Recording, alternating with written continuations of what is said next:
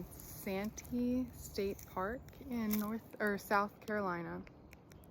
60 something degrees. It feels absolutely perfect out.